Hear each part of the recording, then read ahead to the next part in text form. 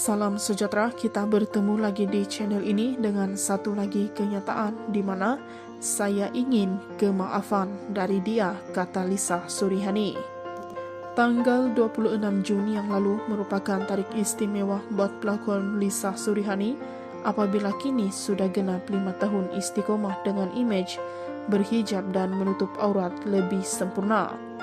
Mengenang kembali detik penghijraan pada tahun 2019 itu, heroin film Istanbul Aku Datang ini mengakui persoalan tentang hijab sering mengetuk pintu hati sehingga jadi tanda tanya baginya hingga akhirnya menerima hidayah untuk hijab sepenuhnya.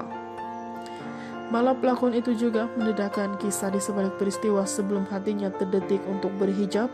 Ada beberapa peristiwa atau kejadian yang berlaku yang membuatkan saya rasa hati seolah-olah dijentik. Pada ketika itu dalam bulan Ramadan, kebiasaannya apabila saya baca Al-Quran, surah An-Nur, dalam satu ayat tersebut menyatakan, yaitu seorang lelaki perlu merendahkan pandangan mereka terhadap wanita.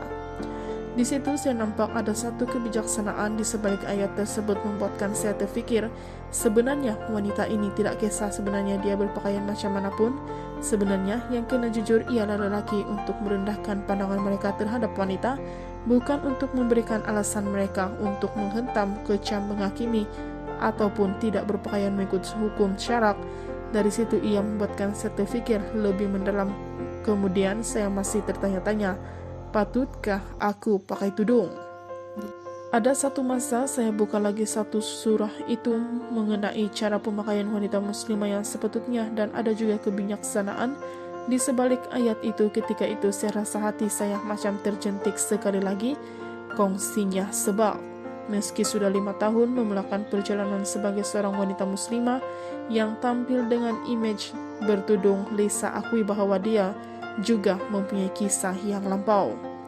Apabila saya ditegur oleh masyarakat, orang ramai yang dekat dengan saya juga baca Al-Quran, tonton video, membuatkan saya nampak keindahan Allah dan betapa sayangnya Allah kepada kita.